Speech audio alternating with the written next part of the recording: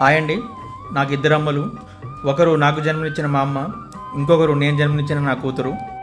వీళ్ళిద్దరు కూడా నాకు అమ్మలు. విషయం ఏంటంటే 10 సంవత్సరాల నా పాప మెంటాలిటీ అప్పుడప్పుడు 70 సంవత్సరాల మా అమ్మ దగ్గర కనిపిస్తూ ఉంటుంది.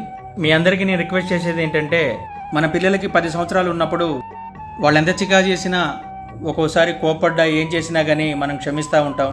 అలాగే మనం అదే వయసులో ఉన్నప్పుడు మన అమ్మ కూడా మనం ఎన్ని ఇబ్బందులు పెట్టినా, ఎన్ని చికాకులు చేసినా కూడా భరించి మనల్ని పెంచి పెద్ద చేస్తుంది.